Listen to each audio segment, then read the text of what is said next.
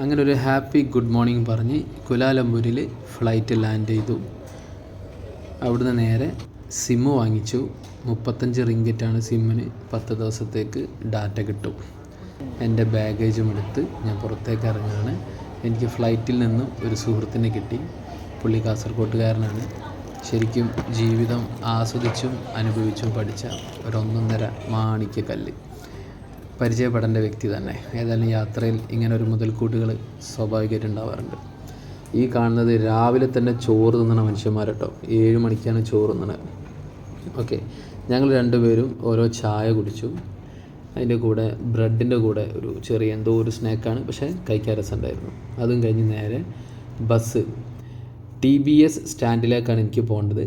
അതിൻ്റെ ടിക്കറ്റ് താഴെ എയർപോർട്ടിൽ നിന്ന് എടുക്കണം. ആ ടിക്കറ്റ് എടുത്തതാണ് കാണുന്നത്.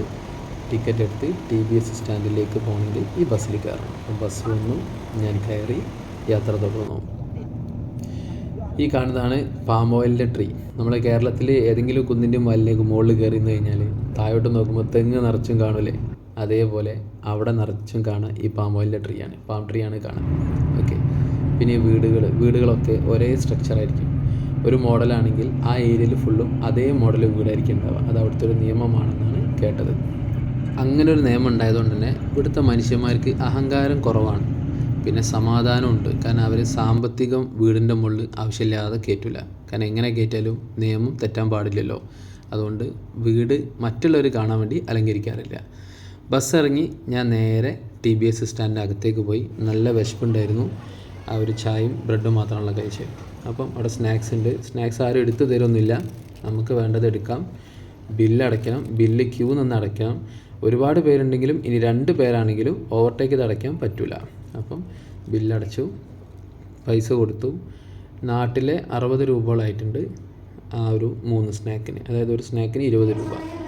കഴിച്ചപ്പോൾ കുഴപ്പമില്ല. എഗ്ഗും ചിക്കനും മിക്സ് ചെയ്ത് കബാബ് പോലത്തെ ഒരു സാധനമാണ്. ഏതായാലും 3 സ്നാക്സ് വാങ്ങിയത് 2 ഞാൻ അന്നേരം കഴിച്ചു. കൂടെ കുറച്ച് വെള്ളം കുടിച്ചു.